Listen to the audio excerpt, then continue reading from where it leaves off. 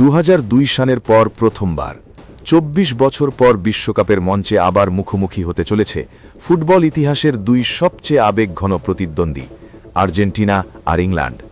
একদিকে বিশ্ব চ্যাম্পিয়ন, যাদের অধিনায়ক হয়তো তার শেষ বিশ্বকাপ খেলছেন, অন্যদিকে এমন এক দল যারা 1966 সালের পর থেকে শুধু অপেক্ষা করে গেছে।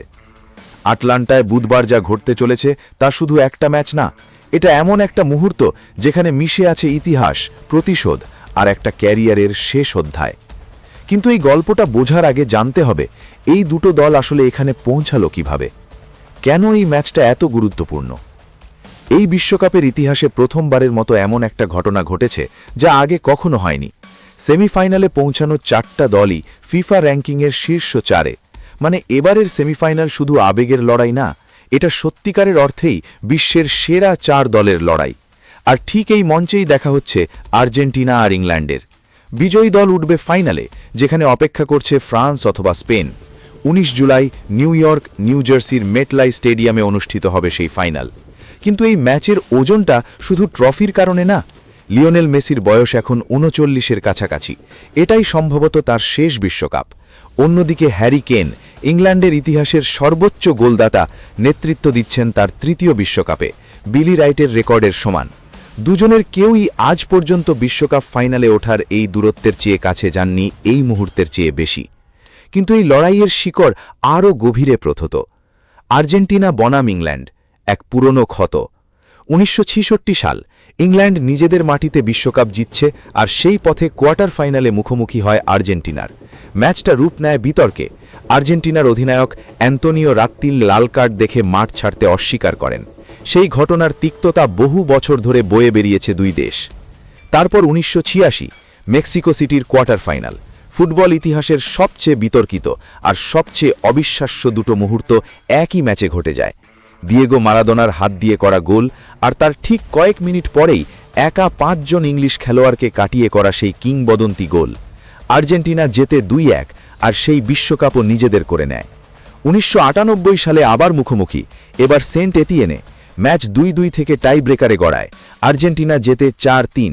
ডেভিড বেকহ্যাম লাল কার্ড দেখেন, আর মাইকেল ওয়েনের একক প্রচেষ্টার গোলটা আজও ইংলিশ ফুটবলের অন্যতম সেরা স্মৃতি হয়ে আছে।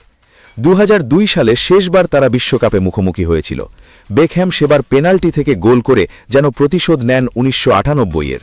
ইংল্যান্ড জেতে 1-0। এরপর কেটে গেছে 24 বছর, কিন্তু এবার আর কোনো গ্রুপ পর্ব বা কোয়ার্টার ফাইনাল না, এবার লড়াইটা সরাসরি ফাইনালে ওঠার টিকিটের জন্য। আর এই লড়াইয়ে দুই দলই পৌঁছেছে সম্পূর্ণ আলাদা এক পথ ধরে। আর্জেন্টিনার পথচলা। গ্রুপ পর্বে আর্জেন্টিনা ছিল প্রায় অপরাজিত। আলজেরিয়াকে হারায় 3-0-তে, যেখানে মেসি একাই করেন হ্যাট্রিক। এরপর অস্ট্রিয়াকে 2-0, জর্ডানকে 3-1 গোলে হারিয়ে গ্রুপ সেরা হয়ে নকআউটে প্রবেশ করে তারা।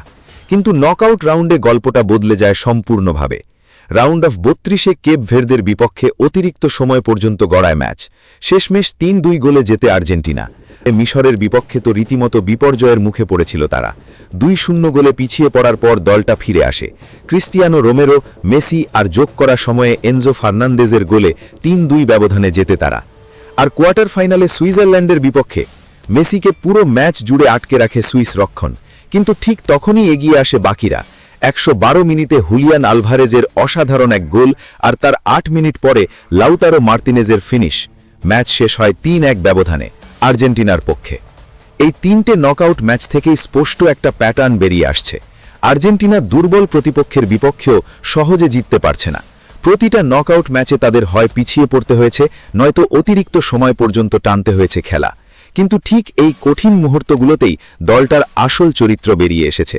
মেসি একা না জিতিয়ে দিলেও প্রতিবার কেউ না কেউ এগিয়ে এসেছে। আর মেসি নিজে 8 গোল নিয়ে গোল্ডেন বুটের দৌড়ে সবার আগে।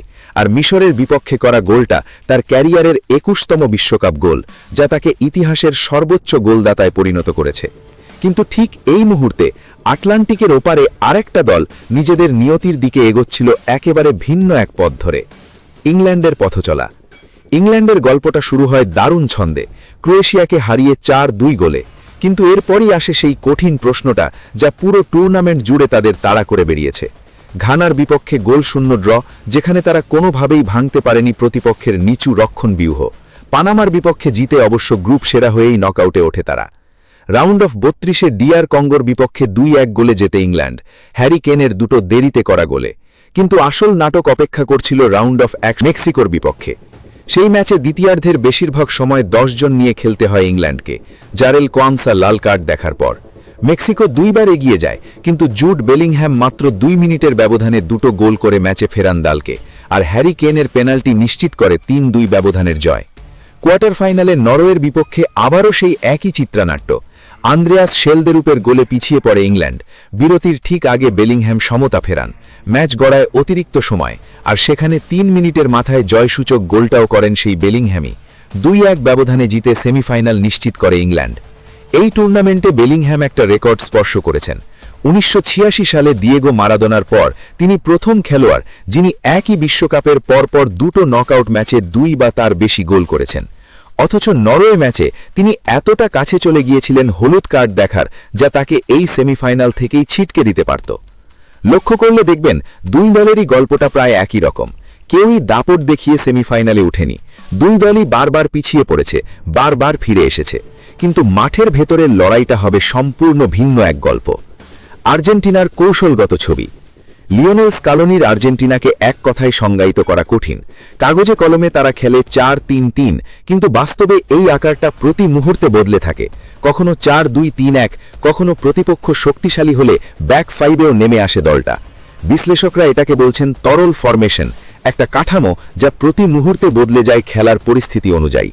বল দখলে থাকলে মেসিকে দেখা যায় হাফ স্পেসে নেমে আসতে, বল ধরে দ্রুত ছেড়ে দিয়ে আবার নতুন জায়গায় সরে যেতে। Enzo Fernandez, Alexis Mac Allister আর রদ্রিগো দে পলের মিডফিল্ড ত্রয়ী দলটাকে বল দখলের স্থিতিশীলতা আর প্রতিরোধ ক্ষমতা দেয়। প্রতিপক্ষের কাছে বল হারালে আর্জেন্টিনা সংগঠিতভাবে চাপ প্রয়োগ করে। সাধারণত দে পলের তাড়া করা দিয়ে শুরু হয় সেই চাপ, যা মুহূর্তেই ছড়িয়ে পড়ে পুরো দলে। আর প্রতিপক্ষ যদি শক্তিশালী হয়, তখন দলটা নেমে আসে কম্প্যাক্ট এক নিচু ব্লকে। কোয়ালিফাইংয়ে মাত্র 10 গোল হজম করেছিল আর্জেন্টিনা 18 ম্যাচে, দক্ষিণ আমেরিকার সেরা রক্ষণ। কিন্তু এই বিশ্বকাপে সেই দৃঢ়তা মাঝে মাঝে ফাটল ধরেছে, বিশেষ করে নকআউট রাউন্ডে। মেসিকে যদি প্রতিপক্ষ কার্যকরভাবে আটকে দিতে পারে, যেমনটা সুইজারল্যান্ড করেছিল, তাহলে গোল করার দায়িত্বটা গিয়ে পড়ে আলভারেজ আর লাউতারো মার্তিনেজের কাঁধে। এখন প্রশ্ন হলো, ইংল্যান্ডের কৌশল কি এই কাঠামোর দুর্বলতাগুলো ধরতে পারবে? ইংল্যান্ডের কৌশলগত ছবি।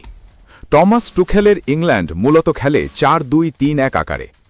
ডেকলেন রাইস থাকেন সবচেয়ে গভীরে, রক্ষণের ঠিক সামনে দাঁড়িয়ে পুরো কাঠামোটাকে সুরক্ষা দেন।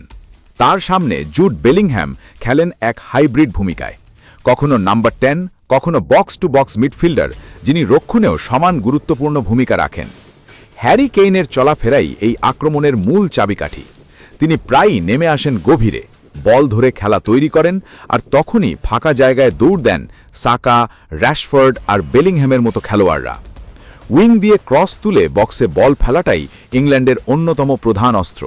সাকা আর র্যাশফোর্ড মিলে পানামার বিপক্ষেই তুলেছিলেন 11টা ক্রস। কোয়ালিফাইংয়ে ইংল্যান্ড ছিল একেবারে নিখুঁত। 8 ম্যাচের 8টাতেই জয়, 22 গোল করে একটাও হজম না করে। প্রতিটা ম্যাচেই বলের দখল ছিল 70% বেশি। কিন্তু এই বিশ্বকাপে সেই আধিপত্য সবসময় ফলাফলে রূপান্তরিত হয়নি। ঘানার বিপক্ষে নিচু ব্লকের সামনে তারা পুরোপুরি হোঁচট খেয়েছিল। আর রক্ষণে রিস জেমসের ইনজুরির কারণে ডান পাশে তৈরি হয়েছে একটা দুর্বলতা, যা প্রতিপক্ষরা বারবার টার্গেট করার চেষ্টা করছে। তাহলে প্রশ্নটা দাঁড়ায়, আর্জেন্টিনার মতো দ্রুত গতির, কৌশলে পরিপক্ক একটা দলের বিপক্ষে ইংল্যান্ডের এই কাঠামো টিকে থাকতে পারবে? উত্তরটা লুকিয়ে আছে মাঠের একেবারে নির্দিষ্ট কিছু জায়গায়। আসল লড়াইটা কোথায়? এখানেই লুকিয়ে আছে পুরো ম্যাচের ভাগ্য নির্ধারণকারী মুহূর্তগুলো। মাঝমাঠে এনজো ফার্নান্ডেজ, ম্যাক আলিস্টার আর দে পলের বিপক্ষে লড়বেন ডেকলেন রাইস আর বেলিংহাম। আর্জেন্টিনার 3 জনের কম্প্যাক্ট, প্রযুক্তিগতভাবে উন্নত মিডফিল্ড বনাম ইংল্যান্ডের 2 জনের কাঠামো। সংখ্যায় এখানে এগিয়ে থাকবে আর্জেন্টিনা, যা তাদের বলের দখল ধরে রাখতে সাহায্য করতে পারে। উইং দিয়ে এই লড়াইটা হতে পারে সবচেয়ে সিদ্ধান্তমূলক। ইংল্যান্ডের ক্রস নির্ভর আক্রমণ যদি সাকা আর র্যাশফোর্ডের মাধ্যমে কাজ করে, তাহলে আর্জেন্টিনার ফুলব্যাকদের ওপর বিশাল চাপ তৈরি হবে। উল্টো দিকে আর্জেন্টিনার হাফ স্পেস দখলের কৌশল যদি কাজ করে, তাহলে ইংল্যান্ডের রক্ষণ বারবার 2 দিক থেকে একসাথে চাপে পড়বে। প্রেসিং যুদ্ধেও 2 দল আলাদা দর্শনে বিশ্বাস করে। দে পল চালিত ট্রিগার প্রেস বনাম ইংল্যান্ডের গোছানো রক্ষণাত্মক কাঠামো। কিন্তু এখানেই পুরো ম্যাচটা বদলে যেতে পারে। যদি ইংল্যান্ড রক্ষণ জেমস শূন্য ডান দিকটা ঢেকে রাখতে না পারে, আর্জেন্টিনার দ্রুত গতির ট্রানজিশন সেই ফাঁক দিয়েই আসতে পারে। গোলরক্ষকের লড়াইটাও কম গুরুত্বপূর্ণ নয়। এমিলিয়ানো মার্টিনেজ, যিনি 2022 বিশ্বকাপের গোল্ডেন গ্লাভ জিতেছিলেন আর পেনাল্টি শুটআউটে বিশ্বসেরাদের একজন হিসেবে পরিচিত, মুখোমুখি হবেন জর্ডান পিকফোর্ডের, যিনি নিজেও 2018 সালে কলম্বিয়ার বিপক্ষে পেনাল্টি শুটআউটে ইংল্যান্ডকে জিতিয়েছিলেন। আর কোচ বনাম কোচ, স্কালোনি 7 বছর ধরে একই দর্শনে বিশ্বাস করে দলটাকে গড়ে তুলেছেন। টুখেল মাত্র 1 বছরের কম সময়ে সাউথগেটের রক্ষণাত্মক নিয়ন্ত্রণ নির্ভর দর্শনকে বদলে দিয়েছেন আরও আক্রমণাত্মক ঝুঁকিপূর্ণ এক কাঠামোয়। দুজনের মধ্যে ম্যাচের ভেতরের সিদ্ধান্তগুলোই হয়তো নির্ধারণ করে দেবে শেষ ফলাফল। কিন্তু সবচেয়ে গুরুত্বপূর্ণ বিষয়টি এখনও বলা হয়নি। এই ম্যাচের ভাগ্য নির্ধারণ করতে পারেন মাত্র কয়েকজন খেলোয়াড়, একেবারে ব্যক্তিগত কিছু দ্বৈরথে, যে দ্বৈরথগুলো ম্যাচ ঘুরিয়ে দিতে পারে। মেসি বনাম ইংল্যান্ডের রক্ষণ, এই লড়াইটা হবে সবচেয়ে বেশি আলোচিত। কিন্তু সুইজারল্যান্ড ম্যাচ প্রমাণ করেছে মেসিকে আটকে দিলেই আর্জেন্টিনাকে আটকানো যায় না। তাই আসল প্রশ্নটা হলো, জন স্টোনসের নেতৃত্বাধীন ইংলিশ রক্ষণ কি একই সাথে মেসি, আলভারেজ আর লাউতারো মার্টিনেজকে তিনজনকেই সামলাতে পারবে? বেলিংহ্যাম বনাম আর্জেন্টিনার মিডফিল্ডও এর একটা নির্ধারক লড়াই। এই টুর্নামেন্টে যেভাবে তিনি একাই ম্যাচ বদলে দিয়েছেন, তাতে এনজো ফার্নান্ডেজ আর ম্যাক আলিস্টারকে বিশেষভাবে সতর্ক থাকতে হবে তার গতিবিধি নিয়ন্ত্রণে। সাকা র্যাশফোর্ড বনাম আর্জেন্টিনার ফুলব্যাকরাও হতে পারে ম্যাচের অন্যতম নির্ধারক দ্বৈরথ। ইংল্যান্ডের প্রধান আক্রমণাত্মক অস্ত্রই যেহেতু উইং প্লে, আর্জেন্টিনার প্রান্তীয় রক্ষণ যদি একবার হড়কে যায়, পুরো ম্যাচের রূপ বদলে যেতে পারে। গোলরক্ষকের তুলনায় মার্টিনেজ আর পিকফোর্ড দুজনেই বড় মঞ্চে প্রমাণিত, কিন্তু মার্টিনেজের পেনাল্টি বিশেষজ্ঞ পরিচিতি হয়তো মনস্তাত্ত্বিকভাবে এগিয়ে রাখবে তাকে যদি ম্যাচ শেষমেশ শুটআউটে গড়ায়। আর অধিনায়কত্বের লড়াইও, মেসি বনাম কেইন, দুজনেই নিজ নিজ দেশের ইতিহাসের সবচেয়ে বড় নাম, দুজনেই তাদের শেষ বা প্রায় শেষ বিশ্বকাপ সুযোগের মুখোমুখি। মাঠের বাইরের এই আবেগটাও মাঠের ভেতরের পারফরম্যান্সে প্রভাব ফেলতে পারে যে কোনো দিকেই। কিন্তু ম্যাচের ফলাফল শুধু এই দ্বৈরথগুলোর ওপর নির্ভর করবে না।